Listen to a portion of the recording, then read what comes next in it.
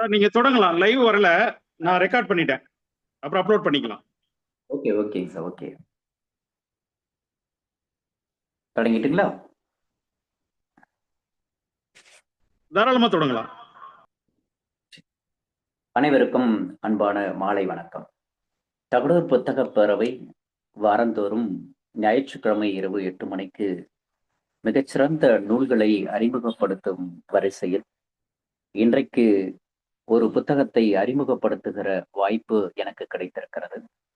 இந்த நிகழ்வில் இணைந்திருக்கும் அனைவருக்கும் மீண்டும் ஒரு முறை என்னுடைய அன்பான வணக்கத்தை தெரிவித்துக் கொள்கிறேன். இன்றைக்கு அறிமுகப்படுத்தப்படுகிற நூலின் பெயர் மரங்களின் மறைவாழ்வு என்பதுதான் இந்த புத்தகத்தினுடைய பெயர். இந்த புத்தகத்தை எழுதியிருப்பவர் பீட்டர் வோலிஃபோன் என்கிற ஜெர்மானிய வனவியல் அலுவலர் தான் இந்த புத்தகத்தை எழுதியிருக்கிறார். இதை மதிப்பிற்குரிய லோகமா தேவி அவர்கள் மொழிபெயர்ப்பு செய்திருக்கிறார். மிக அற்புதமாக மொழிபெயர்ப்பு செய்திருக்கக்கூடிய ஒரு புத்தகம். ரசித்து படிக்கக்கூடிய வகையில் மிக விறுவிறுப்பான நடையில் சொல்லப்பட்டிருக்கிற செய்திகளை புரிந்து கொள்ளுகிற மிக ஆர்வமாக ரசித்து வாசிக்கிற அளவில் மொழிபெயர்ப்பு செய்திருக்கிறார். அதனால் முதலிலேயே லோகமா தேவி அவர்களுக்கு நம்முடைய அன்பான வணக்கத்தை நாம் தெரிவித்துக் கொள்கிறோம். மரங்களை பற்றி இவ்வளவு ஒரு செய்திகள் இருக்கிறது என்பது ஒரு புதிராகத்தான் இருக்கிறது.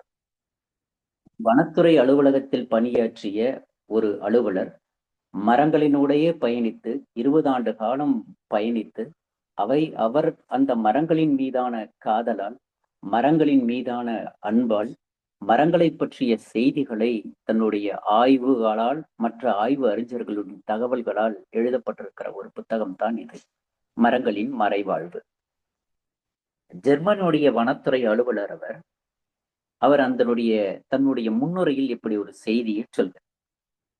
ஆரோக்கியமும் மகிழ்ச்சியுமான காடுதான் அதிக உற்பத்தி திறனை கொண்டிருக்கும் என்கிற ஒரு செய்தியை சொல்லிதான் இந்த முன்னுரையை ஆரம்பித்திருக்கிறார்.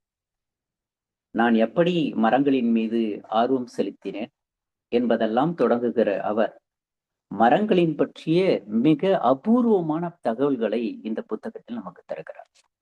இதுவரை நமக்கு தெரிந்தது என்ன? மரங்களை பற்றிய செய்தி என்ன? மரங்கள் உணவு தயாரிக்கும், மரங்கள் காற்று தரும், மரங்கள் மழைக்கு உதவும். இதுதான் நாம் இதுவரை மரங்களை பற்றி அறிந்திருக்கிற செய்தி. ஆனால் இந்த புத்தகத்தினுடைய உள்ளே நுழைகிற பொழுது மரங்களின் பற்றிய பார்வையையே நமக்கு மாற்றுகிறது. மரங்கள் இவ்வளவு அதிசயத்தக்க செய்திகளை உள்ளடக்கி இருக்கிறதா என்கிற ஒரு தகவல்களை படிக்கிற பொழுது வியப்பு மேலும் மேலும் கூட்டுகிறது. மரங்களின் மீது நமக்கே காதல் உண்டாகிறது. மரங்களின் பற்றிய தகவல்கள் என்று சொன்னால் வெறுமனே மரத்தை பற்றிய செய்திகள் அல்ல. அவைகளுடைய உண்மை தகவல்களை ஆய்வறிஞர்களின் மூலம் தகவல்களை பரிமாறிக்கொள்கிறார்கள். ஒரு அற்புதமான செய்தி முதலிலே துவங்குகிறது. மரங்கள் வேர்கள் மூலம் உணவை பரிமாறிக்கொள்ளுகிறது என்கிற ஒரு செய்தி இருக்கு. மரத்தை பற்றி நமக்கு அறிந்தது என்ன? மரங்களுடைய மேல் பகுதி தெரிந்திருக்கும், கிளைகள் தெரிந்திருக்கும், இலைகள் தெரிந்திருக்கும். இதுதான் மரத்தை பற்றி நாம் அறிந்த செய்தி. ஆனால் மரங்களுக்கு கீழே தான் எல்லாம் நடக்கிறது என்கிற செய்தி இதில் இருக்கு. மரங்கள் வேர்கள் மூலம் உணவை சேகரித்து வைத்துக் கொண்டு வேர்கள் மூலம் தகவல்களை மற்ற மரங்களுக்கு பரப்புகிறது, தகவல்களை தருகிறது என்கிற அறிவியல் பூர்வமான தகவல்களை முதலிலேயே நாம் கொடுத்து விடுகிறார்கள். இது ஒரு ஆச்சரியமான செய்தி. மரங்கள் தகவல்களை பரிமாறிக்கொள்கிறதா? மிக அபூர்வமான செய்தியை முதல் தகவல்களிலேயே அவர் முன்வைக்கிறார்கள். அது தொடர்பு கொள்ளுகிற திறனை பற்றி விளக்குகிறார்கள். மரங்கள் தன்னுடைய அருகாமையில் இருக்கும் மரங்களில் மட்டுமல்ல, மிக நீண்ட தொலைவில் இருக்கக்கூடிய மரங்களின் கூட தொடர்புகளை வைத்துக் கொள்கிறது என்கிற செய்தியை சொல்கிறார்கள். அதாவது ஒரு நிமிடத்திற்கு ஒரு சென்டிமீட்டர் அளவில் நெடுந்தொலைவில் இருக்கக்கூடிய மரங்களோடு கூட இவை தொடர்பு கொள்கிறது என்கிற தகவல்களை சொல்கிறார்கள்.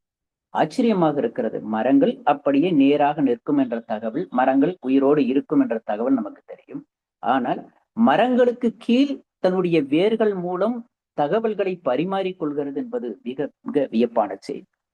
அது மட்டுமல்ல, மரங்கள் மரங்களை ஏதாவது பூச்சிகளோ மற்ற விலங்கினங்களோ தாக்க வருகிற பொழுது மரங்கள் அருகாமையில் இருக்கக்கூடிய மரங்களுக்கு எச்சரிக்கை தகவல்களையும் அனுப்புகிறது. ஏதோ யாரோ தாக்க வருகிறார்கள், பூச்சிகள் வருகிறது என்கிற எச்சரிக்கை தகவல்களை கொடுத்து பிற மரங்கள் தம்மை தற்காத்துக் கொள்வதற்கான தகவமைப்பை அதை பெற்றுக் கொள்கிறது என்கிற ஒரு செய்தியை சொல்கிறார்கள். உடனுக்குடன் இது மிக வேகமாக ஒரு வலைப்பின்னல் போல பரவி கொண்டிருக்கிறதாம். அது மிக வேகமாக காடுகள் முழுவதும் பரப்பி தன்னை தற்காத்துக் கொள்கிறது என்கிற செய்தியை இது பரிமாறிக்கொள்கிறார். மிக அபூர்வமாக இருக்கிறது. அதனுடைய கூற்றில் ஒன்று சொல்கிறார்கள், தொடர்புகளுக்குள் இருக்கிற மரங்கள் தகவல்களை பெற்றவுடன் தப்பித்து விடுகின்றன, ஆனால் தனித்திருக்குகிற மரங்கள் தன்னுடைய வாழ்வையே இழக்கின்றன என்று சொல்கிறார். இதை மனிதர்களோடு தொடர்பு படுத்துகிறார். மனிதர்கள் பிறர்கள் தாக்கப்படுகிற பொழுதோ பிறரால் அபாயம் ஏற்படுகிற பொழுதோ தம்முடைய தகவல்களை பிறரோடு பகிர்ந்து தற்காத்துக் கொள்கிறார்கள். ஆனால் தகவல் தொடர்பிலிருந்து வெளியில் இருப்பவர்கள் சிக்கிக் கொள்கிறார்கள். மனிதர்களும் இப்படித்தான், மரங்களும் அப்படித்தான். மரங்கள் கூட்டுணர்வாக வாழுகிற சக்தி படைத்தவை. மனிதர்களும் கூட்டுணர்வாக வாழ பழக்கப்பட்டவர்கள். மனிதர்கள் தனித்து வாழக்கூடாது. மனிதர்கள் ஒரு கூட்டு வாழ்க்கையை வாழ வேண்டும். தனித்து வாழ்ந்தால் பிறரால் தாக்கப்படுவோம் என்கிற செய்தி இது இருக்கிறது. உண்மையிலேயே மனிதர்களோடு வாழ்வியலை தொடர்பு படுத்துகிற செய்தி வியப்பாக இருக்கிறது. இதை படிக்கிற பொழுது மரங்களின் மூலம் பல தகவல்களை நாம் வாழ்வியல் பெறுகிற வாய்ப்பை இதில் பெறுகிறோம். மரங்கள் வெறுமனே தகவல்களை மட்டும் பரப்பிக் கொள்வதில்லை, தன்னுடைய இனங்களை எப்படி உற்பத்தி செய்கிறது என்கிற தகவல் இருக்கிறது. மகரந்த சேர்க்கை பற்றியெல்லாம் பாடப்புத்தகத்திலே நாம் சொல்லிக் கொடுத்திருக்கோம். தன்மகரந்த சேர்க்கை, அயன்மகரந்த சேர்க்கை. எப்படி தன்மகரந்த சேர்க்கை நடக்கிறது, அயன்மகரந்த சேர்க்கை நடக்கிறது என்கிற செய்தி வியப்பாக இருக்கிறது. அது பூச்சிகளை தன்னுடைய வாசனை மூலம் இழுக்கிறதா. பூச்சிகளை தன்னுடைய வாசனைகள் மூலம் கவர்ந்திழுத்து அயல் மகரந்த சேர்க்கைக்காக அனுப்புகிறதா. அது ஒரு பிரமிப்பான ஒரு செய்தி. நறுமணத்தை எப்படி உள்ளே பரப்பி அதை பூச்சிகளை தன் பக்கம் இழுத்து எப்படி பரப்புகிறது என்கிற செய்தியும் வியப்பாக இருக்கிறது. வியப்பான தகவல் அது. மர வளர்ச்சியின் போது இன்னொன்றையும் சொல்கிறார். தன்னுடைய பிள்ளைகள், அதாவது மரத்திலிருந்து விழுகிற கொட்டைகள், அது மரமாக முளைத்து வருகிற பொழுது வெளிப்புறம் இருந்து வரக்கூடிய சூரிய ஒளியால் தான் மரங்கள் தன்னை உற்பத்தி செய்து கொள்ளும். அது அப்படி வருகிற பொழுது தன்னுடைய குழந்தைகளை, தன்னுடைய பிள்ளைகளை மெதுவாக வளர்க்க அது ஆசைப்படுகிறதா. மிக வேகமாக வளர்வது ஆபத்தானது, மெதுவாக வளர்வது மிக நீண்ட நாள் வாழக்கூடியது என்கிற செய்தி மிக அழகாக இருக்கு. மிக வேகமாக வளரக்கூடியவைகள் எப்போதுமே உலகத்தில் அழியக்கூடிய, மெதுவாக மெல்ல மெல்ல வளரக்கூடியவை மிக நீண்ட காலம் உயிர் பிழைக்கக்கூடியவை. மரங்களும் அப்படித்தான் என்று சொல்கிறார்கள். மிக அழகாக இருக்கிறது. மரம் எப்படி உணவு தயாரிக்கிறது, தன்னுடைய நரம்புகள் மூலமாக எப்படி உணவை கடத்துகிறது, எப்படி தன்னுடைய நீரை எப்படி பல கிளைகளுக்கும் வேர்களுக்கும் பரப்பிக் கொள்கிறது என்கிற செய்தி எல்லாம் மிக அழகாக இருக்கிறது. ஒரு அட்டகாசமான செய்தி. பூச்சிகளோ விலங்குகளோ தாக்க வருகிற பொழுது சமிக்கைகள் மூலமாக பிற மரங்களுக்கு, பிற தகவல்களை பரிமாறிக்கொள்ளுகிற பொழுது இலைகளில் கசப்பு உணர்வை உருவாக்கி விடுகிறதா. ஒரு மரம் தாக்கப்படுகிற பொழுது மற்ற மரங்களுக்கு தகவல்களை மரங்கள் அனுப்பிவிடுகிறதா. அவ்வாறு அனுப்புகிற பொழுது, சமிக்கைகளால் அனுப்பிவிடுகிற பொழுது அங்கே இலைகள் கசப்புணர்வை ஏற்படுத்தி பிற உயிரினங்களிடமிருந்து தப்பித்துக் கொள்கிறது, தப்பிக்க மரங்கள் உதவுகிறது என்கிற செய்தியை கொள்க. மிக அழகான ஒரு செய்தி அது. அது அறிவியலாளர்கள் ஆய்வின் மூலமாக நிரூபித்திருக்கிறார்கள் என்ற செய்தியும் மிகச் சிறப்பாக இருக்கிறது. இதைவிட மாறாக இந்த நூலினுடைய மிக மிக முக்கியமான செய்தி, குறுக்கிட்டதுக்கு மன்னிக்கணும், கொஞ்சம் உங்க தலை கட் ஆகுது, வாய்ப்பு இருந்தா மொபைல கொஞ்சம் அப்ப சரியா இருக்கு, அப்படி தள்ளி உட்காந்துக்குங்க ப்ளீஸ். இது போதும். வேர்களின் வலைப்பின்னல் தான் இந்த நூலினுடைய மிக மிக முக்கியமான அம்சம். பூஞ்சைகள், வேர்களுக்குள்ள இருக்கக்கூடிய பூஞ்சைகள் வேர்களுக்குள் நுழைந்து ஊட்டச்சத்தை ஒரு மரத்திலிருந்து இன்னொரு மரத்துக்கு பரிமாறிக்கொள்ளுகின்றன என்ற செய்தி மிக அழகாக இருக்கிறது. இந்த பீட்டர் ஒலிஃபர்ன் 400 ஆண்டுகள் கழித்து வெட்டப்பட்ட ஒரு மரத்தினுடைய அடிபாகம், அதாவது கல் மரமாக இருக்கிற ஒரு மரத்தை சீராய்ந்து பார்க்கிற பொழுது அது உயிரோடு இருக்கிறது என்கிற ஒரு தகவலை பரிமாறுகிறார். இவ்வளவு ஆண்டு காலம் ஒரு மரம் எப்படி உயிரோடு இருக்கிறது என்று சொன்னால், மரங்கள் வலை பின்னல்கள் மூலமாக உணவை ஒரு மரத்திலிருந்து இன்னொரு மரத்துக்கு கடத்துகிறது என்று சொல்கிறார்.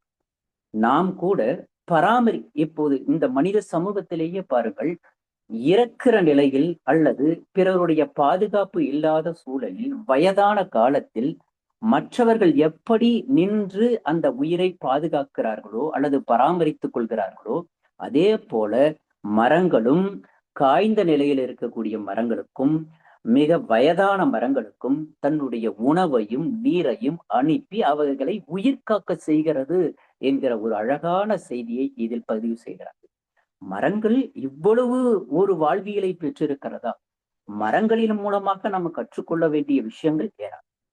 வலை பின்னல்கள் தான் இதனுடைய மிக மிக முக்கியமான அம்சம். பூச்சிகள் வரும்போதும் சரி, மற்றவனுடைய தாக்குதலின் போது மரங்கள் தன்னை தற்காத்துக் கொள்ள வலை பின்னல்கள் மூலம், வேர்களினுடைய வலை பின்னல்கள் மூலம் சமிக்கைகளை அனுப்பி தற்காத்துக் கொள்கிறது, பிற உயிர்களை பாதுகாக்கிறது என்கிற மிக மிக அழகான தத்துவத்தை இங்கே பரிமாறுகிறார்கள். தன்னுடைய உடலிலிருந்து நீரேற்றம் செய்வதை கூட நாம் உணர முடியும். மரங்களுக்கு உயிர் இருக்கிறது, அது தன்னுடைய உடலில் நீரேற்றம் செய்வதை கூட நம்மால் உணர்ந்து கொள்ள முடியும் என்கிறார்கள். குறிப்பாக ஸ்டெத்தஸ்கோப் வழியாக கூட இரவு நேரங்களில் அமைதியான சூழலில் காது வைத்து கேட்டால் அது நீரேற்றத்தை கூட நம்மால் உணர்ந்து கொள்ள முடியும் என்று சொல்கிறார். குறிப்பாக நாம் எப்படி தோல் நம்முடைய உடலை பாதுகாக்கிறதற்கு தோல் உதவுகிறதோ, அது போலத்தான் மரமும் தன்னுடைய தோல் பட்டைகள் மூலம் தன்னுடைய உடலை பாதுகாக்கிறது என்கிற செய்தி அழகாக இருக்கிறது. அந்த தோல் பட்டைக்கு உள்தான் தன்னுடைய அடிமரத்திலிருந்து வேர் பகுதிக்கு கீழும் வேர் பகுதிக்கு மேலும் இருக்கக்கூடிய உடல் பகுதியை பாதுகாக்கிறது, வேர் பட்டைகள் மூலம் பாதுகாக்கிறது. மரங்குத்திகள், பூச்சிகள் இவைகளெல்லாம் தாக்கி அல்லது அவை உணவாக உட்கொள்ளுகிற பொழுது மரம் கசிகிறது, மரம் அதற்கு உள்ளிருக்கக்கூடிய நீரை கசிகிறது என்கிற செய்தி எல்லாம் வியப்பாகிறது, பெரும் வியப்பை தருகிறது. மரங்களில் கூட பாருங்கள், மனிதர்களையும் பாருங்கள். ஒரு மனிதன், பலமான மனிதன் பலம் இழந்து விட்டால் சாதாரண மரம் பலம் கொண்டு மனிதர்களுக்குள்ளேயே நாம் பார்க்க முடியும். மரத்தில் கூட ஒரு விஷயத்தை சொல்கிறார். ஓக் மரம் பலம் இழக்கிற பொழுது பீச் மரம் அடியிலிருந்து மெல்ல மெல்ல தன்னுடைய பாதையை விரிவாக்கி மெல்ல எழுகிறதா. இது எல்லா தளங்களிலும் மனிதர்களோடு பார்க்க முடியும். பலமாக இருக்கிறவரை மற்றவைகள் எழாது, பலம் இழந்தால் மற்றவர்கள் தானாக எழுவார்கள். இந்த செய்தி மிக அழகாக இருக்கிறது, மிக மிக அற்புதமான தகவல். ஒரு மரத்தினுடைய உயிர் நாடி என்பதே வேர்தான். அந்த வேர்கள் மூலமாகத்தான் எல்லா தகவல் பரிமாற்றம், உணவு சேமிப்பு, வாழ்நிலை எல்லாவற்றையும் சொல்கிறது என்று இந்த நூல் பதிவு செய்கிறது. இது ஒரு மொழிபெயர்ப்பு நூல் என்றே சொல்ல முடியாது. ஒரு மிகச் சாதாரணமாக தகவல்களை மிக மிக அழகாக படிக்க அடுத்தது என்ன மரம், அடுத்தது என்ன மரத்தில் இவ்வளவு தகவல்கள், அடுத்தது என்ன என்று படிக்க விறுவிறுப்பான தகவல்களை இது தருகிறது. இதில் இன்னொரு செய்தி சொல்கிறது. நீங்கள் ஒரு மரம் என்றால் மெதுவாக வளருவதுதான் நல்லது, மெதுவாக வளருவதுதான் முதிர்வதற்கான வழி. முதிய மரங்கள் தான் இளைய மரங்களை காட்டிலும் அதிக உற்பத்தி திறனும் ஆற்றலும் கொண்டிருக்கின்றன என்ற செய்தியை இங்கு சொல்கிறார். காடுகளில் மிக அதிகமான வயதான மரங்கள் இருக்கிற பொழுதுதான் இந்த காடும் பாதுகாக்கப்படுகிறது, சமூகமும் பாதுகாக்கப்படுகிறது. மனித சூழலில் கூட பாருங்கள், வயதானவர்கள் இருக்கிற பொழுதுதான் ஆலோசனைகள், அறிவுரைகள், வாழ்வியல் நிலைகள் இவையெல்லாம் சொல்லி அடுத்த தலைமுறையை வளர்க்கிறோம். மரங்கள் கூட அப்படித்தான் தன்னுடைய குழந்தைகளையும் தன்னுடைய சகத்தையும் வளர செய்கிறது என்கிற தகவல் மிக அழகாக இருக்கு. காலநிலை மாற்றத்திற்கு தேவையான சவாலை எதிர்கொள்ள வேண்டுமானால் வயதான முதிர்ந்த மரங்கள் தேவை என்பதை ஆய்வின் மூலமாக சொல்கிறார்கள். குறிப்பாக கார்பனை பூமிக்கு அடியில் தக்க வைத்துக் கொள்ளுகிற திறனை பெற்றிருக்கிறது என்று சொல்லுகிற செய்தி அழகாக இருக்கு. குறிப்பாக நமக்கு மரம் என்றால் மழை பொழியும் இல்லையா? மரங்கள் மரங்கள் நீராவி போக்கை எவ்வாறு மேலெழும்ப செய்கிறது, எப்படி மேகங்களை உருவாக்குகிறது என்ற தகவல்கள் மிக அழகாக இருக்கிறது. ஒரு சதுர மைல் அளவில் சுமார் 65 லட்சம் லிட்டர் நீரை உறிஞ்சி எடுத்து அதை நீராவியாக காற்றில் வெளியிடுகிறது என்கிற தகவலும் மிக அழகாக இருக்கிறது. நமக்கு மரங்கள் மழை பெய்யுகிற பொழுது அவற்றின் மீது நீர் விழுந்து மெல்ல மெல்ல அந்த மரங்களினுடைய ஊடுருவி பூமிக்குள் நுழைந்து நீர் சேகரிப்பை இந்த பூமியின் அடியில் வைக்கிறது என்கிற தகவலும் மிகச்சிறப்பு. மரங்கொத்தி பறவைகளாகட்டும், அஸ்வினி பூச்சிகளாகட்டும், நம்முடைய மரங்களை தாக்குகிற பொழுது அவை எப்படி தப்பிக்கின்றன என்கிற செய்தியையும் அழகாக செல்கிறார்கள். உணவு சேமிப்பு எப்படி செய்கிறது என்ற தகவலை தருகிறார்கள். தூய்மையான காற்று நமக்கு எப்படி கிடைக்கிறது என்கிற தகவல்களும் இதில் ஏராளமாக இருக்கிறது. இந்த நூல் பொதுவாக நமக்கு தகவல்களை மட்டும் தருவதில்லை. மரங்கள் உயிர்ப்புள்ளவை. மரங்கள் வலைப்பின்னல்கள் மூலம், சமிக்கைகள் மூலம் தகவல்களை பிற இடத்திலிருந்து இன்னொரு இடத்துக்கு தருகிறது, தற்காத்துக் கொள்கிறது, காதலிக்கிறது, தன்னுடைய உணர்வுகளை வெளிப்படுத்துகிறது, மீயொலி மூலம் தன்னுடைய உணர்வுகளை இன்னொன்றைக்கு தருகிறது என்கிற ஏராளமான தகவல்களை இந்த நூல் தருகிறது. இந்த நூலை நீங்கள் வாசிக்க வேண்டும், எல்லோரும் வாசிக்க வேண்டும். மரங்களின் மீது காதல் கொண்டவர்கள் எல்லோரும் இந்த நூலை வாசிக்க வேண்டும். மரங்களை பற்றிய புரிதல்களை இந்த நூல் நமக்கு தருகிறது. லோகமாதேவி அவர்களுக்கு உண்மையிலேயே மிக்க நன்றி. இதுவரை ஒரு மரத்தை பற்றி இவ்வளவுதான் நமக்கு அறிந்தவை. அது உயிரோடு இருக்கும் என்ற தகவல் மட்டும்தான் தெரியும். ஆனால் அது உணவு தயாரிக்கும் என்ற தகவல் தெரியும். ஆனால் மரங்கள் மனிதர்களைப் போலவே, மற்ற உயிரினங்களைப் போலவே எல்லா உணர்வுகளையும் உணர்ச்சிகளையும் கொண்டிருப்பவை என்ற தகவல்கள் இந்த புத்தகத்தின் மூலமாகத்தான் தெரிகிறது. இப்படி ஒரு புத்தகம் இந்த சமூக தளத்தில் இருக்க வேண்டும். அப்போதுதான் மரங்களின் மீது மற்றவர்கள் காதலிக்க முடியும். இந்த புத்தகத்தை படித்த ஒருவர் மரத்தை நேசிக்க ஆரம்பித்து விடுவார், மரங்களை தொட்டு பேசுவார், மரங்களுடைய உணர்வுகளோடு கலந்து விடுவார், மரங்களின் அருகிலேயே அமர்ந்து கொள்வார், மரங்களோடு பேசுவார். அவ்வளவு உணர்வு பூர்வமாக மரத்தோடு வாழ்வதற்கான சக்தியை இந்த நூல் நமக்கு தருவோம். உணர்வுகளை புரிந்து கொள்வது மட்டுமல்ல, மரங்களைப் போலவே சக மனிதர்களிடத்திலும் எப்படி வாழ்வது என்கின்ற சக்தியை இந்த நூல் நிச்சயமாக தரும். ஆதலால் இந்த பீட்டர் ஒலிஃபான் எழுதிய இந்த நூல் மிக தரமானது, ஒவ்வொருவரும் வாசிக்க வேண்டியவர் தகவல்களை தருகிறது. லோகமாதேவி அவர்களுக்கும் தகடூர் புத்தக பேரவைக்கும் இந்த நூலை வாசித்து மரங்களை இனி காதலிக்க வருபவர்களுக்கும் என்னுடைய அன்பான வாழ்த்துக்களையும் நன்றியும் தெரிவித்து விடைபெற்றுக் கொள்கிறேன். நன்றி, வணக்கம். மிக சிறப்பு சார், மிக்க நன்றி. நம்ம மலரே மௌனமா மலர்கள் பேசுமா அந்த திரைப்பட பாடல எல்லாரும் விரும்பி கேட்டிருப்போம்.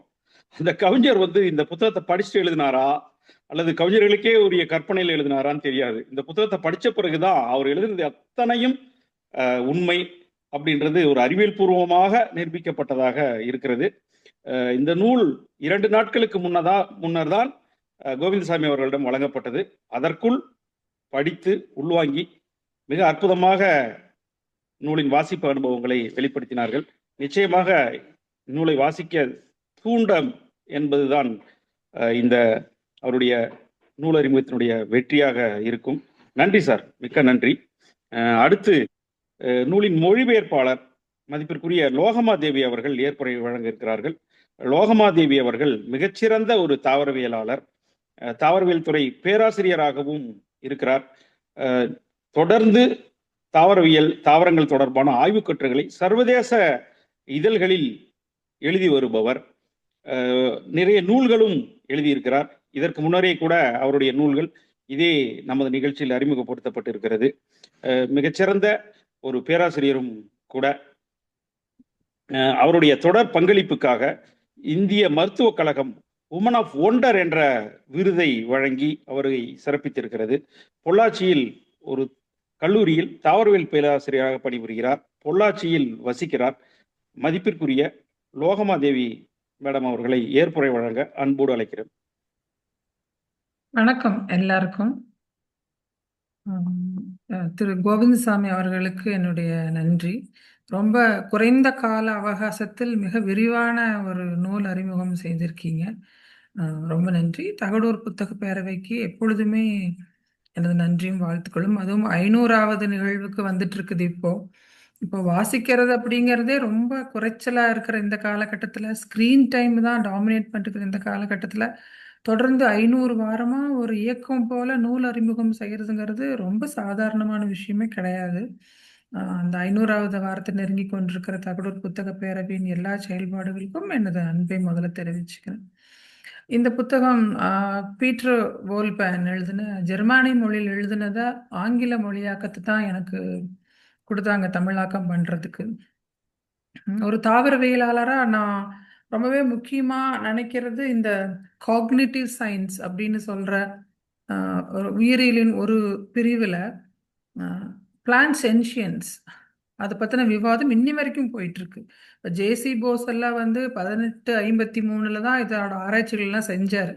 தாவரங்களுக்கு உணர்வு இருக்கு, உயிர் இருக்கு, அவை இசையை கேட்கின்றன, வலியை உணர்கின்றன மாதிரியான ஆய்வுகள் எல்லாம் அப்ப செஞ்சாரு. அப்ப அது எடுபடலை. அந்த காலத்துல அவர் சொன்னது நிறைய குறைகள் இருக்கு, தவறு அப்படின்னு தான் சொன்னாங்க. அதுக்கப்புறம் யாருமே பெரிய ஆராய்ச்சிகள் எல்லாம் அந்த பிளான்ட் சென்ஷியன்ஸ் அப்படின்னு சொல்ற அதில் பத்தி அந்த பர்டிகுலர் விஷயத்தை பத்தி யாருமே செய்யலை. ஆனா எனக்கு ஒரு தாவரவியலாளரா எப்பொழுதுமே இந்த எப்படி இந்த பிளான்ஸ் எல்லாம் சோ சக்சஸ்ஃபுல். பிரெயின் கிடையாது, நர்வஸ் சிஸ்டம் கிடையாது, நியூரான்ஸ் கிடையாது, ஆனா எல்லாமே ஏறக்குறைய நம்மள மாதிரியே பண்ணிட்டு இருக்கு, நகர்றது இல்லை, அவ்வளவுதான். அதனால எனக்கு இந்த பர்டிகுலர் விஷயத்துல பெரும் ஆர்வம் உண்டு. நம்மளை போலதான் அதுக்கு உணர்வுகள் இருக்குது அப்படின்னு ஆழமா நம்புறவன் நான் ஒரு தாவரவியலாளரா. அப்போ அதனால இந்த புத்தகத்தை வாசிச்சுட்டு நான் இதை மொழியாக்கம் பண்றதா ஒத்துக்கிட்டேன். இதனோட முதல் மொழியாக்க நூல். இதுக்கு முன்னாடி நேர்காணல்கள், கட்டுரைகள், கவிதைகள் தான் பண்ணியிருக்கேன். இப்பதான் காலச்சுவடுல முதல் இது. 2வது சூழலியல் நூல் ஒன்று வரப்போகுது காலச்சுவடு பதிப்பகத்திலே. ஸோ இந்த மரங்களின் மறைவாழ்வில் பீட்டர் கோலிபோன் அவர் இருக்கிற சமூக காட்டு ஒன்றில் அவருடைய அனுபவங்களை தான் சொல்லியிருக்காரு. பெரும்பாலும் அவர் இந்த பிளான்ஸ், ட்ரீஸ் எல்லாத்தையுமே ஹியூமனைஸ் பண்ணியிருக்காரு. அதுக்கான அடிப்படை தகவல்களையும் அவர் கொடுத்திருக்கிறாரு. இது எல்லாமே உண்மைதான். உண்மையிலேயே பாட்டனிஸ்ட் அல்லாதவங்களும் மரங்கள் பற்றின ஒரு நல்ல ஒரு அறிமுகம் ஏற்படுத்துறதுக்கான ஒரு நூல் தான் இது. நானும் இந்த புத்தகத்தை ரொம்ப விரும்பி வாசிச்சுட்டு தான் பண்ணினேன். கொஞ்சம் சவாலான மொழியாக்கமாக தான் இருந்துச்சு. நான் ஒரு தாவரவியலாளர். இந்த புத்தகம் முழுவதே காட்டியல் குறித்தது. மரங்களை பற்றி வருதுனாலுமே ரெண்டும் ஒரே குடையின் கீழே வருகிற வேறு வேறு விஷயங்கள் தான். ஸோ ஏறக்குறைய 1.5 வருடம் எடுத்துக்கொண்டேன் இந்த மொழியாக்கத்தை ப்ராப்பராக பண்ணுறதுக்காக. கூடவே எனக்கு எப்பொழுதுமே பிளான்ஸோட ரீப்ரொடக்ஷனில், பாலினேஷனில் பெரிய வியப்பு உண்டு. இதுலேயும் காதல் அப்படிங்கிற 36 அத்தியாயங்கள் கொண்டது இந்த நூல். அதில் காதல் அப்படிங்கிற அத்தியாயத்தில் சொல்லப்படுற பாலினேஷன், மகரந்த சேர்க்கை குறித்த பெரும் வியப்பும் ஆச்சரியம் எனக்கு எப்பொழுதுமே உண்டு. அப்போது நம்மள மாதிரியே தான் சொந்தத்தில் கல்யாணம் பண்ணிக்கிட்டா அடுத்தடுத்த சந்ததிகள் குறைகளோடு தான் பிறப்பார்கள் இல்லைங்களா? அதுகளுக்கெல்லாம் தெரியும் பிளான்ஸுக்கு. எப்பொழுதுமே தன் மகரந்த சேர்க்கையை தவிர்க்கிறதுக்கான எல்லா வழிமுறைகளும் கொண்டிருக்கிற தாவரங்கள். எப்படி சொல்ல முடியும் நம்ம தாவரங்களுக்கு உணர்வு இல்லை அப்படின்னு சொல்லிட்டு? அந்த பர்டிகுலர் சாப்டர் என்னோட பிரியமான ஒரு சாப்டர். எப்பொழுதுமே நான் பாடம் நடத்தும் பொழுதும் இந்த மகரந்த சேர்க்கை குறித்த பாடங்களை ரொம்ப விரும்பி செய்வேன். அது போலவே உணர்வு இல்லாத உயிரினங்கள் அல்லங்கிறது மட்டுமல்ல, நம்மை காட்டிலும் உச்சநிலை உயிரினங்கள் தான் தாவரங்கள்னு ஒரு தாவரவியலாளரை நான் எப்பொழுதுமே நினைக்கிறேன். நம்ம கற்றுக்க வேண்டியது நிறைய இருக்குது. உதாரணமா பார்த்தீங்கன்னா, நம்ம இன்னுமே அலாரம் வச்சு எந்திரிக்கிறவங்க எத்தனையோ பேர் இருக்கோம் காலையில் எந்திரிக்கிறதுக்கு தினமுமே. அப்போ 12 வருஷ காலம் கழிச்சு பூக்கிற குறிஞ்சி மாதிரியான தாவரங்களோட நினைவாற்றல், கால கணக்கீடுகள் குறித்தெல்லாம் நினைச்சு பாருங்களேன். 12 வருஷ காலம் கழிச்சு நம்ம ஒரு கார் சாவி எங்க வச்சோம் நம்மளால நினைச்சு பார்க்கவே முடியாது. அப்போ ஒரு மலை முழுக்க லட்சக்கணக்கில் ஒரே சமயத்துல பூக்கிறதுக்கான கால இடைவெளி எப்படி அதெல்லாம் கணக்கு வச்சுக்குன்னு யோசிச்சு பாருங்களேன். அதே போலவே மூங்கில் எடுத்துக்கிட்டிங்கன்னா 50 வருஷம் 60 வருஷத்துக்கு ஒரு முறை பூக்கிற மூங்கில் எல்லாம் இதெல்லாம் எப்படி நினைவுகள் சேமிச்சு வைக்குது, எங்க சேமிச்சு வைக்குது அப்படிங்கிறதெல்லாம் பெரிய வியப்புக்குரிய விஷயம். இன்னும் ஆய்வு பண்ணிட்டு தான் இருக்கிறோம் அது எல்லாத்தையுமே. அது போலவே அந்த டென்ட்ரில்னு சொல்ற இலைச்சுருள்கள் மூலமா ஒரு ஒரு கொடி பக்கத்துல ஒரு கொழுகொம்பை நட்டு வச்சோம்னா 6 மணி நேரத்துல கொழுகொம்பை ஐடென்டிஃபை பண்ணி போய் சுத்திக்குது. இதெல்லாம் ஆய்வுபூர்வமா நிரூபிக்கப்பட்ட விஷயங்கள். அதனால பீட்டர் வால்பான் சொல்ற இந்த எல்லா எக்ஸ்பீரியன்ஸுமே அது ஹியூமனைஸ் பண்ணியிருக்கிறாருன்னா உண்மையிலேயே நமக்கு இணையான அல்லது நம்மளுக்கு சற்று மேலான உயிரினங்கள் தான் மரங்கள் அப்படிங்கிறத அவர் சொல்லியிருக்கிறாரு. கூடவே அவர் சொல்ற இந்த இன்டர் கனெக்டட்னஸ் மரங்களுக்கும் பூச்சிகளுக்கும் புழுக்களுக்கும் அங்க இருக்கிற விலங்குகளுக்கும் மைக்ரோப்ஸுக்கும் அந்த வேர்ல்டு வைடு வெப்னு சொல்ற வேர்களில் வாழ்கிற பூஞ்சை உயிரினங்கள் தொடர்பு இருக்கு இல்லைங்களா, அதுதான் ரொம்பவே ஃபேசினேட்டிங். எப்படி ஒன்றுக்கொன்று பகிர்ந்து கொண்டு ஒன்றுக்கொன்று துணையாக இருந்து ஒரு மிகப்பெரிய ஒரு உலகமே அங்கே உருவாகி இருக்கு இல்லைங்களா அந்த காட்டுல. அந்த சுவாரஸ்யமான உலகத்துக்கு தான் பீட்டர் வோல்பேன் நம்மளை கூட்டிட்டு போறாரு. அப்போ நான் பெரும்பாலும் தாவரவியல் பாடங்களை வெளியில போய் நடத்தும் போதில் இதுதான் சொல்லி ஆரம்பிப்பேன். ஒரு மரத்தை அறிந்து கொள்வது என்பது வெறும் தாவரவியலை அறிந்து கொள்வது மட்டுமல்ல. உதாரணமா ஒரு மரம் எந்த இடத்துல வளருது, அது கடல் மட்டத்திலிருந்து எவ்வளவு தூரத்தில் இருக்குது, எந்த மாதிரியான மண்ணுல வளருது, அங்க ஈரப்பதம் எப்படி இருக்குது அப்படிங்கெல்லாம் தெரிஞ்சும் போது ஜியோகிரபி தெரிஞ்சுக்கிறோம். ஒவ்வொரு மரத்துக்கும் ஒரு வரலாறு இருக்குது. எங்க தோன்றுச்சு, எது பூர்வீகம், எப்படி இந்த கண்ட்ரிக்கு வந்துச்சுன்னு சொல்லும் பொழுது அதோட வரலாறு தெரிஞ்சுக்கிறோம். அந்த மரத்துல பயோ என்ஜினியரிங் இருக்கு. இப்ப நம்ம வீட்டுல ஒரே ஒரு தளம் இருந்து மொட்டை மாடியில வந்து தொட்டி வச்சிருந்தாலும் மோட்டர் போட்டு தான் தண்ணி ஏத்துறோம். இப்போ 3 மாடி 4 மாடி உயரத்தில் இருக்கிற மரங்களின் உச்சிக்கு அந்த மரத்தின் நீளத்தை காட்டிலும் 3 மடங்கு அதிகமான ஆழத்தில் இருக்கிற வேர்ல இருந்து எப்படி தண்ணி போகுது? அந்த பயோ என்ஜினியரிங் எங்கேயாவது லீக்கேஜ் இருந்திருக்குதா இன்னைக்கு வரைக்கும்? கிளைகள் இந்த பயோ இன்ஜினியரிங் அதில் இருக்கு. உள்ளுக்குள்ள நிறைய கெமிக்கல்ஸ் இருக்குது, கெமிஸ்ட்ரி இருக்குது, பயோ கெமிஸ்ட்ரி இருக்குது. இப்படி ஒரு மரத்தை அறிந்து கொள்வதற்குள்ள ஏராளமான இயல்கள் நம்ம படிக்கிறோம். வெறும் தாவரவியலுங்கிற ஒரு தனிப்பட்ட துறையே கிடையாது, எல்லா துறைகளோடும் சம்பந்தப்பட்ட ஒரு துறை. ஆனா பெரும்பாலான பெற்றோர்களுக்கு தெரியறது இல்லை இது உண்மையில. அந்த வருத்தத்தை நான் எப்போதுமே சொல்லுவேன். தாவரவியல் படிப்பு அப்படிங்கிறது ஒரு சற்று மாற்று குறைவான ஒன்னாதான் நினைக்கிறாங்க. உண்மையிலேயே நம்ம உணவுக்கும் உடைக்கும் மருந்துக்கும் மழைக்கும் காற்றுக்கும் முக்கியமா நம்மளுக்கு இருக்கிற ஒரே சோர்ஸ் இந்த தாவரங்கள் தான். அதை பத்தின படிப்புக்கு இனி வருங்காலத்துல ஆய்வாளர்கள் எல்லாமே ரொம்ப குறைச்சலாக தான் இருக்கிறாங்க. அப்போ இப்ப இருக்கிற இந்த எக்கலாஜிக்கல் எமர்ஜென்சின்னு சொல்றோம் இல்லைங்களா, ஒரு பிளான் பிளைண்ட்னஸ் இருக்குது.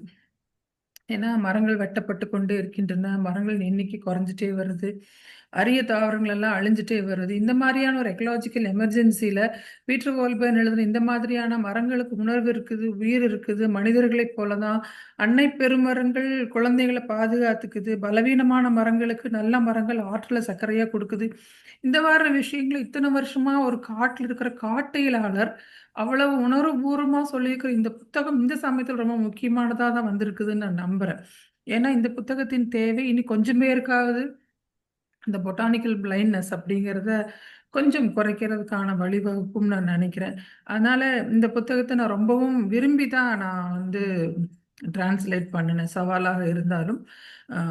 இந்த புத்தகத்துக்கான அறிமுகம் இப்ப தகடூர் புத்தக பேரவையில வந்தது ரொம்ப சந்தோஷமா இருக்குது. இதை அறிமுகப்படுத்தின கோவிந்தசாமிக்கு மீண்டும் என் நன்றிகளை சொல்லிக்கிறேன். நன்றி. மிகச் சிறப்புமா, நன்றி. இந்த புத்தகத்தை நான் இப்ப இந்த நிகழ்ச்சிக்காக வாசிக்கும் போது இதுல இருக்கிற செய்திகளை நான் ஏற்கனவே படிச்ச மாதிரி ஒரு தெரியுதே அப்படின்ற ஒரு எனக்கு ஒரு யோசனை இருந்தது. ஆனாலும் வாய்ப்பே இல்லை, இது இப்பதான் வந்திருக்கு அப்படின்ற மாதிரி நினைச்சேன். அப்புறம் தான் பொறுமையா என்னுடைய நூலகத்துல தேடும் போதும் பின்னாடி அந்த நூலட்டை குறிப்பு பார்க்கும் போதும் மருத்துவர் ஜீவானந்தம் அவர்கள் மரங்கள் பேசும் மௌன மொழி என்ற தலைப்பில் இந்த நூலினுடைய ஒரு முக்கிய பகுதிகளை அல்லது சுருக்கப்பட்ட வடிவத்தை ஏற்கனவே மொழிபெயர்த்து தமிழினி மூலமாக வெளியிட்டிருந்தார். ஒரு பல 10 ஆண்டுகளுக்கு முன்னாடியே ஒரு சூழலியலில் எவ்வளவு ஆர்வம் மிகுதியாக இருந்திருந்தால் அவர் இந்நூலை மொழிபெயர்த்திருப்பார் அப்படின்றது ஒரு பெரிய எனக்கு வியப்பு, அவர் மேல பெருமதிப்பு உண்டு எனக்கு இருந்தது. ஆனாலும் கூட இந்த மொழிபெயர்ப்பு ஒரு துறை சார்ந்த வல்லுநரால் செய்யப்பட்ட ஒரு மொழிபெயர்ப்பு. அவர் ஒரு மருத்துவராக இருந்து ஒரு ஆர்வத்தினால் செய்தது, அவரை எந்த வகையிலும் குறை சொல்ல முடியாது. இருந்தாலும் கூட இந்த மொழிபெயர்ப்பு நேரடியாக தமிழில் எழுதப்பட்ட ஒரு வடிவத்தில் வந்திருக்கிற ஒரு நூல் இது. லோகமாதேவி அவர்கள் ஒரு எழுத்தாளராகவும் ஒரு ஈடுபாட்டுடன் கூடிய ஒரு தாவரவியலாளராகவும் இருப்பதால் தான் இது சாத்தியமாக இருக்கிறது. உங்களுடைய பங்கேற்புக்கும் ஏற்புரைக்கும் மிக்க நன்றிமா. தொடர்ந்து இணைந்திருப்போம். அடுத்து இந்த தகடூர் இந்த கலந்துரையாடலை வந்து நம்ம ஒரு நேரம் கருதியும் 2 வாழ்த்துறை இருக்கு, அதனால தவிர்க்கலாம். வாய்ப்பு இருந்தால் இறுதியில் கூட வச்சுக்கலாம்னு நினைக்கிறேன் நான். தகடூர் புத்தக பேரவையினுடைய நூலறிமுகம் தொடரினுடைய 500வது நூலை நெருங்கி கொண்டிருக்கும் வேளையில் சில வாரங்களாக நல்ல ஆளுமைகள், புத்தக பேரவையோடு தொடர்புடைய ஒரு புரிதல் உள்ள ஆளுமைகளை வாழ்த்துறைக்காக அழைத்திருக்கிறோம்.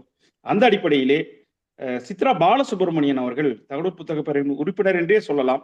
அவருடைய நூலை அறிமுகப்படுத்தி இருக்கிறோம். அவர் பல நூல்களை அறிமுகப்படுத்தி இருக்கிறார். தர்மபுரி புத்தக திருவிழாவில் பேசி இருக்கிறார். அவருடைய பரிந்துரையின் பேரில் பல நூல்களை பேசியிருக்கிறோம். இப்படி நம்மோடு தொடர்ந்து இணைந்திருக்கக்கூடிய சித்ரா பாலசுப்ரமணியம் மேடம் அவர்கள் வாழ்த்துறையை வழங்கினால் மிக சிறப்பாக இருக்கும். தொடர்ந்து நமது செயல்பாடுகளுக்கு ஆலோசனையாகவும் சில தகவல்களை சொன்னால் சிறப்பாக இருக்கும் என்று நினைத்தோம். சித்ரா பாலசுப்ரமணியம் மேடம் அவர்கள் மிகச்சிறந்த எழுத்தாளர், ஊடகவியலாளர், பேராசிரியர், பன்முகம் கொண்டவர், காந்தியர். அவரை வாழ்த்துறையாகவும் தொடர்ந்து இந்நிகழ்வு தொடர ஆலோசனையாகவும் சொல்ல அன்போடு அழைக்கிறோம். அம்மா வருக. இணைப்பில் இருக்காங்களா? இருக்காங்க சார். அன்மியூட் பண்ணோம். வணக்கம் வணக்கம் வணக்கம் டாக்டர். வணக்கம், மகிழ்ச்சி. நான் வந்து இப்போ கார்ல டிராவல் பண்ணிட்டு இருந்தேன். சரி, காரை நிறுத்திட்டு இது வந்து ரொம்ப முக்கியமான ஒரு நிகழ்ச்சி, நான் வந்து நிச்சயமா கலந்துக்கிட்டே ஆகணும் அப்படின்னு காலையிலேயே தங்கமணி சார்ட்ட சொல்லிட்டேன். அப்புறம் டாக்டர் லோகமாதேவியோட தீவிர ரசிகை நான். அவருடைய 2-3 புத்தகங்கள் நான் படிச்சிருக்கேன். இந்த புத்தகம் என்னுடைய பட்டியல் இருக்கு, இன்னும் நான் வாசிக்கல. புத்தகங்களுடைய மரங்களுடைய மறைவாழ்வு. அப்புறம் தகடூர் பேரவையினுடைய உறுப்பினர்னே சொல்லலாம் அப்படின்னு தங்கமணி சார் சொன்னாரு. அது உண்மை. காரணம் வந்து ரொம்ப முக்கியமான புத்தகங்கள் என்ன வெளிவந்திருக்கு அப்படிங்கறத நீங்க தேடணும்னா நீங்க தகடூர் புத்தக பேரவையினுடைய லிஸ்ட போய் பார்த்தா தெரிஞ்சிடும். அன்றைக்கு வந்த அந்த மாதத்துல வெளியான எந்த நல்ல புத்தகமாக இருந்தாலும் தகடூர்ல முதல்ல அதை வந்து ஒரு விமர்சன கூட்டம் வச்சு அது ஒரு மதிப்புரையை கொடுத்துருவாங்க. இது ரொம்ப ஒரு ஆச்சரியமான விஷயம். ஏன்னா தர்மபுரியினுடைய வரலாற்று அடையாளங்கள் எவ்வளவோ இருக்கலாம், அதுல இருக்கக்கூடிய வரலாற்று சான்றுகள், வரலாற்று அடையாளங்கள் எவ்வளவோ இருக்கலாம்.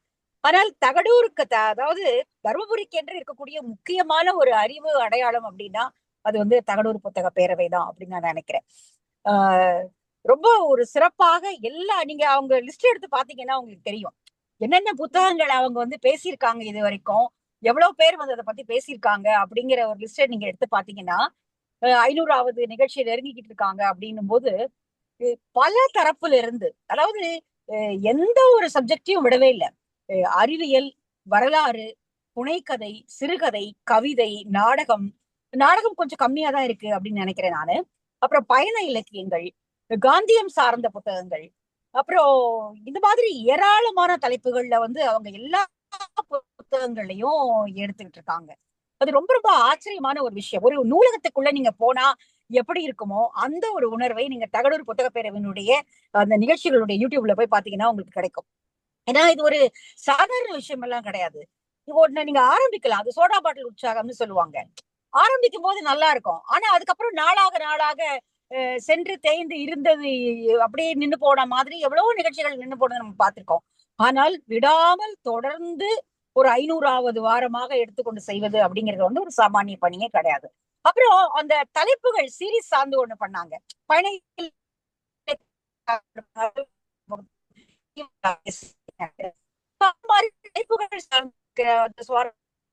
தன்மைகள்.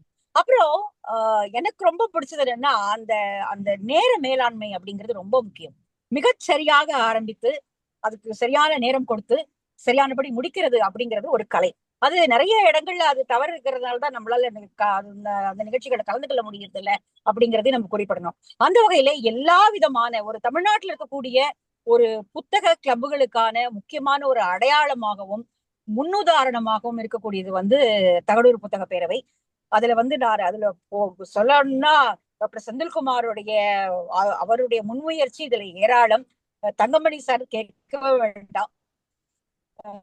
ரொம்ப எனக்கு வந்து ரொம்ப சந்தோஷமாகவும் நான் இதுல ஒரு பார்ட் ஆஃப் த இது அப்படின்னு நினைக்கிறது வந்து எனக்கு ரொம்ப மகிழ்ச்சியா இருக்கு.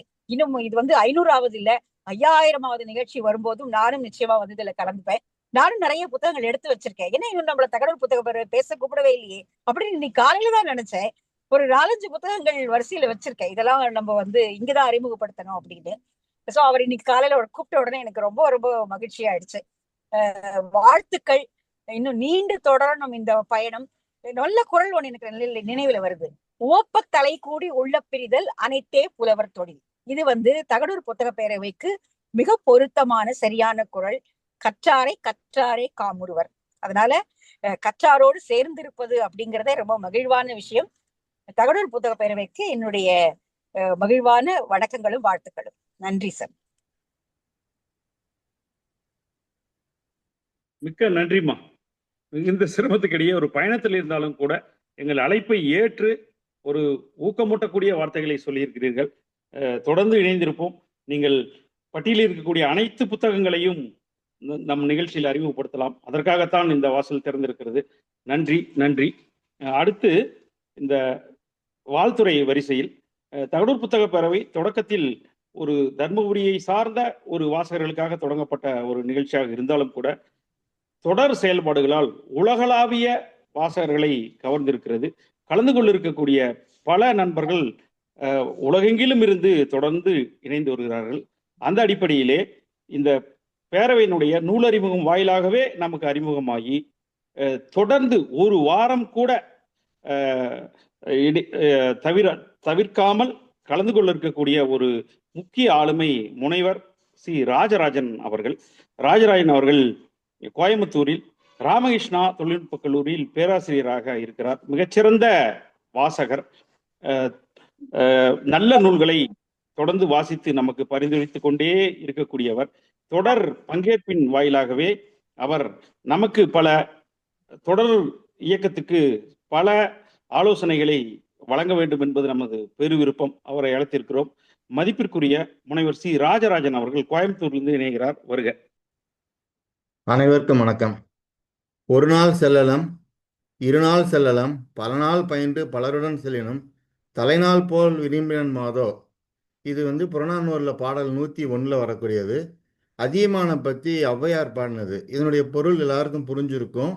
அதியமான் பார்த்தீங்கன்னா ஒரு நாள் போனாலும் சரி, இருநாள் போனாலும் சரி, பல நாள் பயின்று பலரோடு போனாலும் கூட முதல் நாள் எப்படி விரும்பி வரவேற்றாரோ அந்த மாதிரி வரவேற்பார். அந்த மாதிரி அத்தகைய தர்ம சிந்தனை வாய்ந்த தர்மபுரியிலிருந்து செயல்படக்கூடிய இந்த தகடூர் புத்தக பேரவை ஒவ்வொரு ஞாயிற்றுக்கிழமையும் புத்தக வாசிப்பு என்கிற ஞான வேள்வியை தொடர்ந்து நடத்திக்கிட்டு வருது. 6 ஜூன் 2021 நேருவின் ஆட்சி கடைசி கோடு இந்த 2 புத்தகங்களை ரமணன் அவர்கள் எழுதி அறிமுகம் செய்ய அதில் நான் பங்கேற்றுக்கிட்டேன். அதுதான் என்னுடைய முதல் நிகழ்வு. அன்னையிலிருந்து முடிஞ்ச வரையிலையும் ஒரு சில புத்தக அறிமுக நிகழ்வு தவிர அனைத்திலையும் நான் பங்கு பெற்றுட்டு வரேன். நாவல்கள், தன் வரலாறு, சிறுகதைகள், கட்டுரைகள் என எண்ணற்ற புத்தகங்களை அறிமுகம் செய்வதோடு அந்த புத்தகத்தோட ஆசிரியர்கள், பதிப்பாசிரியர்கள், மொழிபெயர்ப்பாளர்கள் ஏற்புரை வழங்குறது மிகவும் சிறப்பு. ஏன்னா தான் அந்த புக்கை மட்டும் ரிவ்யூ பண்ணிட்டு எல்லாத்துலேயும் போவாங்க. அப்படி இல்லாமல் அது எழுதினவங்க, அதை மொழிபெயர்த்தவங்களாம் கூப்பிட்டு அது பேச வைக்கும் போது நம்ம நிறைய ஆளுமைகளை இன்னைக்கு நம்ம செய்தித்தாளில் எத்தனையோ ஆளுமைகளை நம்ம பார்க்குறோம். அவங்க எல்லாருக்கூடையும் நேரில் நம்ம தொடர்பு படுத்துகிற மாதிரி ஏற்பாடு பண்ணி கொடுத்தது இந்த தகடூர் புத்தக பேரவை தான். அதோடு கல்லூரி மாணவர்கள் மாணவிகள் தொகுத்து வழங்கினாங்க. ஒரு காலகட்டத்தில் அவங்க ரொம்ப பார்த்தீங்கன்னா அந்த எல்லாருக்குமே அந்த மேடை பேச்சுங்கிறது வரவே வராது. அது பொது வழியில் பேசணும்னா அதுக்குன்னு ஒரு தனியாக அவங்க டேலண்ட் வேணும். ஆனால் அதை மாணவர்கள் மாணவிகள்லாம் தொகுத்து வழங்குற மாதிரி ஏற்பாடு பண்ணியிருந்தாங்க. கல்லூரி மாணவர்கள்லாம் நூல்களை அறிமுகம் செஞ்சாங்க. ரொம்ப அழகாக, ரொம்ப நேர்த்தியாக, அதாவது ஒரு சிறந்த வாசிப்பாளர்கள் எப்படி சொல்லுவாங்களோ அந்த மாதிரியெல்லாம் மாணவ மாணவிகள்லாம் தொகுத்து வழங்குறாங்க. இதை செய்ய வச்சது ஒரு அருமையான முயற்சி. மிகப்பெரிய ஆளுமையுடன் மிக எளிதில் உரையாட வழிவகை ஏற்பாடு பண்ண இந்த பேரவை. இதில் மிக முக்கியமான அம்சம் என்னன்னு கேட்டீங்கன்னாக்கா, நமது மருத்துவர் செந்தில், மேனாள் நாடாளுமன்ற உறுப்பினர் நிறைவுரை கொடுப்பார். அந்த நிறைவுரை ரொம்ப பார்த்தீங்கன்னா அந்த புத்தகத்தில் இருந்து அந்த கெஸ்ட் அப்படியே எடுத்து அவ்வளோ அருமையாக சொல்லுவார். எனக்கு அப்போ தான் தோணும், நம்ம வந்து பார்க்குற தொழில் வந்து ஒரு சாதாரண தொழில், நமக்கு படிக்கிறதுக்கு வந்து நிறைய நேரம் இருக்குது. ஆனால் மருத்துவ தொழிலுங்கிறது அப்படி கிடையாது. 24 மணி நேரமும் அவங்க ரொம்ப பிஸியாக ஷெட்யூல் போட்டுட்டு இருக்கிறவங்க வந்து ஒரு நூலை வந்து படித்து அவர் அறிமுகப்படுத்தியிருப்பார். நான் நூல் படிக்கிறதுக்காகவே ஒரு நாள் வந்து நான் வந்து காரில் பிரயாணம் பண்ணாமல் பஸ்ஸில் வந்து சேலம் வரலையும் போய் நூலை படித்தேன் அப்படின்லாம் சொன்னார்.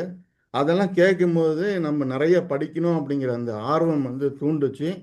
அது போக வந்து பார்த்தீங்கன்னாக்கா எல்லாத்துலேயும் வந்து பார்த்தீங்கன்னா அந்த ஒவ்வொரு அறிமுகம் முடிஞ்ச பிறகும் அந்த முக்கியத்துவத்தை கூறது வந்து பார்த்தீங்கன்னா பழத்திலிருந்து சாறு பிழிஞ்சு குடிக்கிற மாதிரி ரொம்ப சுவையாக இருக்கும்.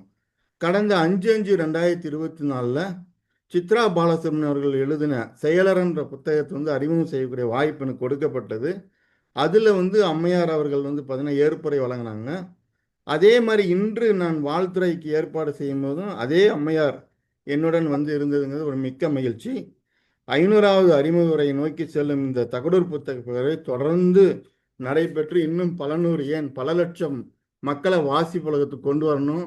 ஆள் போல் விரிந்து பறந்து இந்த பிரபஞ்ச சக்தி அவங்களுக்கு நான் பிரார்த்தித்து இந்த மேலும் மேலும் உயர வேண்டும் என வாழ்த்தி விடைபெறுகிறேன். நன்றி, வணக்கம். மிக்க நன்றி சார். இந்த இணையவழி நிகழ்ச்சியில வந்து தொடக்க காலத்துல 100க்கும் மேற்பட்ட வாசகர்கள் பங்கேற்றாங்க. இப்போதும் சில நேரங்களில் வரும், சில நேரங்கள்ல குறையும். ஒரு சராசரியாக ஒரு 30லிருந்து 50 வாசகர்கள் தொடர்ந்து இணைந்திருக்கிறார்கள். அப்படிப்பட்ட ஒரு மிகச்சிறந்த வாசகராக புத்தக பேரவை மீதும் அவர்கள் நாங்கள் அறிமுகப்படுத்தும் நூல்களின் மீதும் கொண்ட மதிப்பால் தொடர்ந்து பங்கேற்கக்கூடிய உங்களை போன்றவர்களினுடைய பங்கேற்பு தான் எங்களை தொடர்ந்து இயங்க செய்கிறது. நன்றி, இணைந்து செயல்படுவோம். அடுத்து நேரம் இருக்கிறதுனால கலந்துரையாடலுக்கு சில வாசகர்களை அனுமதிக்கலாம். பேச விரும்பும் நண்பர்கள் அன்மியூட் செஞ்சுக்கிட்டு பேசலாம். மேடம், என் பேர் சித்ரா. நல்ல நூல் அது. எனக்கு ஒரே ஒரு டவுட். இப்போ ஜிஎம்ஓ இருக்கு இல்லையா, அதுக்கு வந்து அப்போ எப்படி இந்த பிளான்ட் நெட்ஒர்க்லாம் இதுவாகும்? ஏன்னா ஜிஎம்ஓங்கிறது இப்போ லேட்டஸ்ட்டாக வந்தது இல்லையா, அது ஜெனட்டிக்கலாக அதை மாடிஃபை பண்ணும்போது ஏற்கனவே அது தெரிஞ்சு வச்சிருக்கிற ஒரு புரிதல்ல இருந்து எப்படி டிஸ்டர்ப் ஆகுமா, எப்படி என்ன ஆகும் மேடம்? நீங்கள் ஜெனட்டிக்கலி எந்த ஆர்கானிசமாக இருந்தாலும் எல்லாது மைக்ரோரைசா அப்படிங்கிற அந்த கனெக்ஷன்ஸ் எல்லாத்துலேயுமே இருக்குதுங்க. சித்ரா தானே உங்கள் பேர்? அது டிஸ்டர்ப் பண்ணாதுங்க. தே ஒர்க் டுகெதர், அவ்வளோதான். Okay okay okay, thank you. நன்றிம்மா. கலந்துரையாடல் பங்கேற்றவங்க சித்ரா மேடம் யுஎஸ்ல அரிசோனா மாநிலத்திலிருந்து தொடர்ந்து நிகழ்ச்சியில் பங்கேற்கக்கூடியவர். இது பெருமைப்படக்கூடிய விஷயம். அடுத்த நண்பர்கள் அன்மியூட் பண்ணிட்டு பேசலாம்.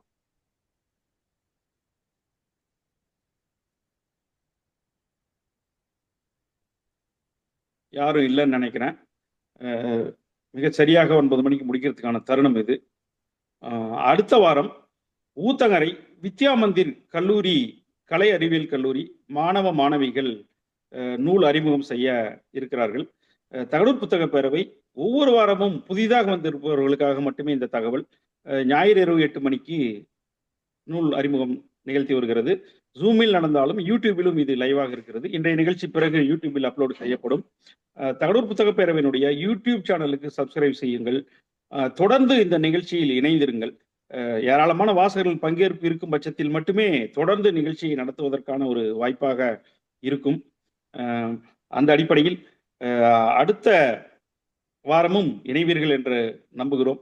அதுபோலவே பேரவையினுடைய வாட்ஸ்அப் குழுவிலும் இணைந்து கொண்டால் அவ்வப்போது உங்களுக்கு எங்களுடைய அறிவிப்புகள் வரும். அந்த அறிவிப்புகள் மட்டுமே வரும், வேற எந்த இடையூறும் இருக்காத ஒரு குழு அது. உங்களை அந்த குழுவுக்கும் வரவேற்று மகிழ்கிறோம். சேட்ல அந்த இணைவதற்கான எண் கூட கொடுத்திருக்கிறோம். நிகழ்ச்சியின் நிறைவாக தகடூர் புத்தக பேரவையின் செயலாளர், மேனாள் நாடாளுமன்ற உறுப்பினர் மருத்துவர் இரா செந்தில் அவர்கள். மிக்க நன்றி தங்கமணி. முதல்ல வந்து நம்முடைய தோழர் கோவிந்தசாமி அவர்களுக்கு நன்றி. நூலை முழுமையாக படித்து ஆழமான ஒரு ஆய்வு செய்ததற்காக மகிழ்ச்சி, நன்றி. அதே போல நம்முடைய பேராசிரியருக்கு நன்றி. பேராசிரியர் தகடூர் புத்தக பேரவையின் தோழர். மிகச்சிறந்த ஒரு மொழிபெயர்ப்பு இது. வாசிக்க எளிதான ஆக்சுவலாக ஒரு சயின்டிஃபிக் சப்ஜெக்ட் இது. இதை ரசித்து படிக்கிற மாதிரி கொடுத்துருக்கீங்க. ரொம்ப ரீடபிள் புக் இது. ரொம்ப ரசித்து படித்தேன். ரொம்ப நன்றி. ஒரு தாட் ப்ரோவோக்கிங் புக் இது. அதே போல் இந்த நிகழ்வுகள் எங்களை வாழ்த்திய இன்னொரு நண்பர், தகவல் புத்தக நீண்ட நாள் நண்பர் சித்ரா அவர்களுக்கும் ராஜராஜன் அவர்களுக்கும் மனமார்ந்த நன்றி. இந்த நூலை பொறுத்தவரை நீங்கள் வந்து சார் பேசின பின்னால், கோவிந்தசாமி பேசின பின்னால் பேராசிரியர் பேசும்போது சொன்னாங்க, இது வந்து மரங்களை பற்றியதல்ல, எல்லா உயிரினங்களை பற்றியதும் என்று சொன்னாங்க. அதே போல் அவங்க வந்து பொட்டானிக்கல் பிளைண்ட்னஸ் என்று சொன்னாங்க. ஆக்சுவலாக அது சரியான சொன்ன டோட்டல் பிளைண்ட்னஸ் தான். நீங்கள் உலகத்தை பார்க்கவில்லை என்றால் அது டோட்டல் பிளைண்ட்னஸ் தான். ஏன்னா இந்த உலகம் இந்த நூல் வந்து 2 விஷயங்களை சொல்லுது. அது வந்து ஒன்றை ஒன்று எவ்வளவு தூரம் இயற்கை சார்ந்து வாழச் செய்ய அமைப்பை உருவாக்கி இருக்கிறது தான்.